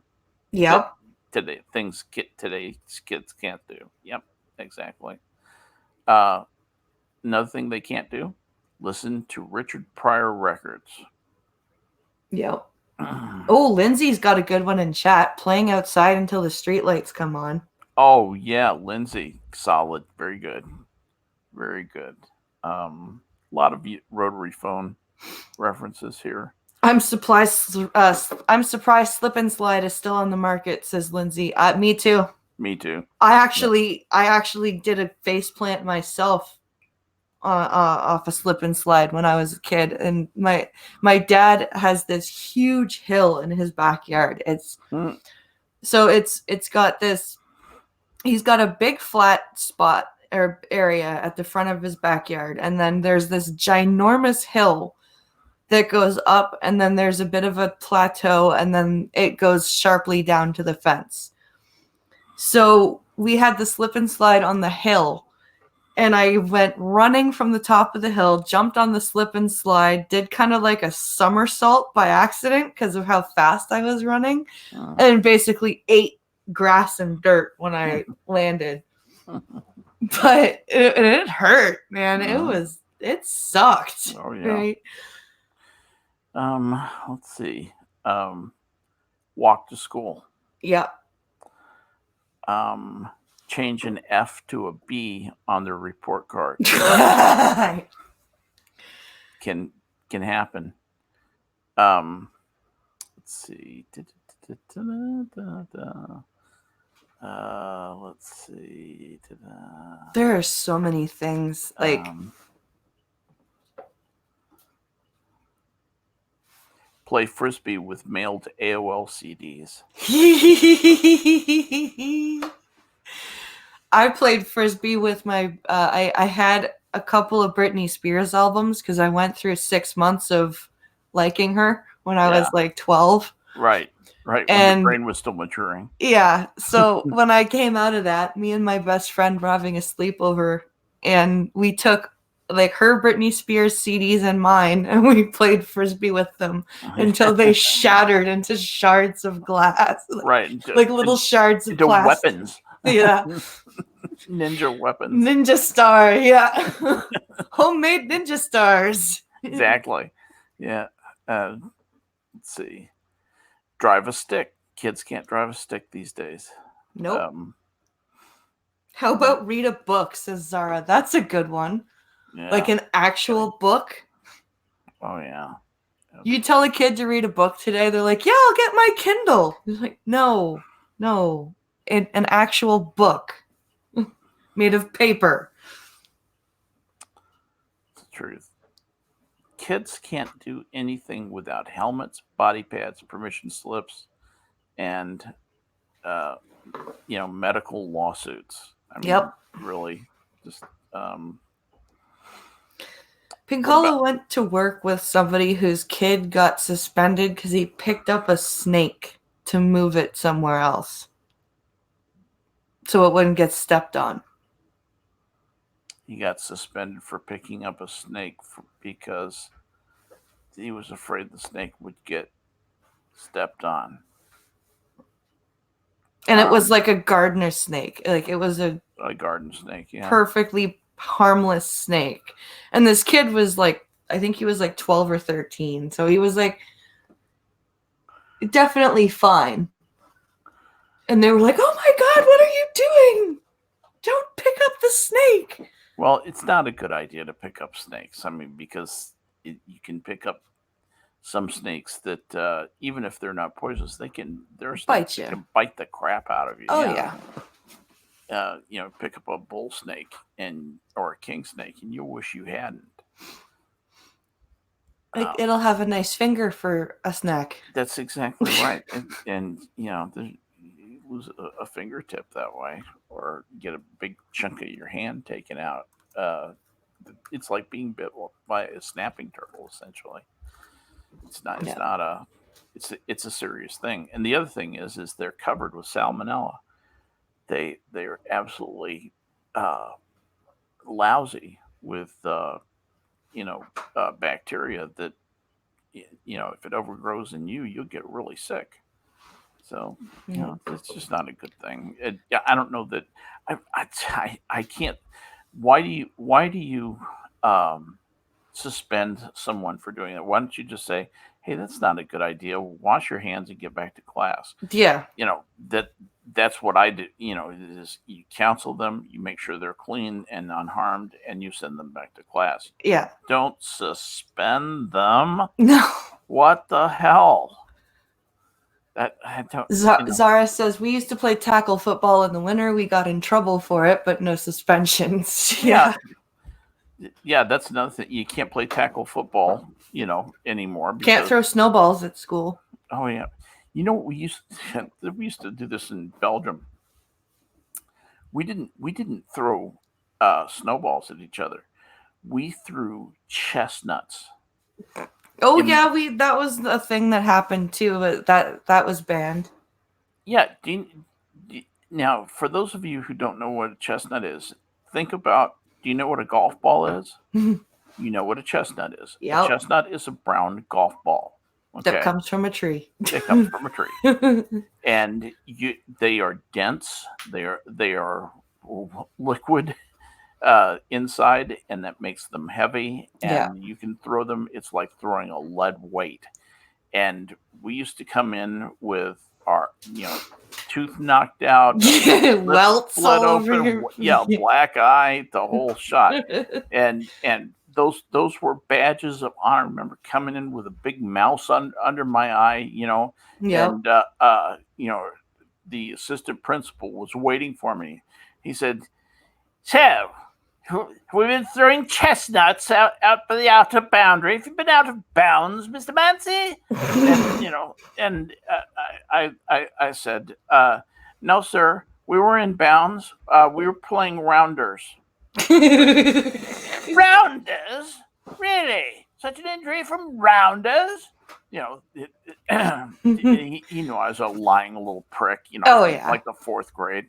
And yes, sir. And get to class. And that was it. I thought he was going to rap me. I thought I was going to get hit, because what they would do is they would hit you with these meter sticks. And Yeah. it really hurt. And I thought I was going to get beat on with the meter stick, but I didn't get beat on with the meter stick. I guess he thought that the black eye was enough, and I got home, and I just got yelled at by my dad. Yeah. Don't be throwing those chestnuts at each other. That's all I got. That's all. Yeah, exactly. That's all that happened, and that it wasn't mentioned after that, and it was considered part of my toughening, in part of my growing up, and that was it. And I that was also part of my sensibility training, when I realized that throwing chestnuts wasn't really as much fun as I thought it was. Getting nailed in the eye was, kind of rounders really was kind of more fun. Yeah. And so I stuck more to playing games down closer to the school than going out with the hoodlums out of bounds. And that was that. Well, holy crap! We've spent 2 hours together, guys. You wiled away another 2 hours of another 120 minutes of your life with Skep and Blind Press. Well, and if you enjoyed it and you want more, come and join us tonight on Minions at 11:30 Eastern, 10:30 Central, where we swap places, and Skep will be hosting. And we'll do it again. And I will be joining him. It will be lots of. Will be there. Yeah, it'll be lots of fun, and of course, come back tomorrow and join me again at noon. Like I said, I am working on a guest, but until I get a confirmation, I'm just gonna sit on the name. I'm expecting to hear back from him by tomorrow. So, well, if you don't get the guest, are you going to do a call-in, or will you do just a chill stream? I may do just a chill stream and save the call-ins for the end of the month. Okay. But yeah, and then of course Saturday, Star Trek stream. It's my turn for the TOS picks, which are Menagerie, Space Seed, and the Mark of Gideon. So that's going to be lots of fun. So I do thank you guys for watching. I thank Skep Talk for joining me, and I can't wait for tonight. So I had fun. Thanks for having me. Let's not forget all the people who thank died you so on much. 9/11, and thank you for all the people out there who keep us safe, both the first responders and the policemen, the service folk, and absolutely, and the families. All the families of all those people, because they make sacrifices that they don't have to do that. They do it because they care enough about us to do that, and they do it every day. So thank you, and we'll see you tonight, guys. Absolutely, guys. Thank you so much for watching. Good night, and good luck.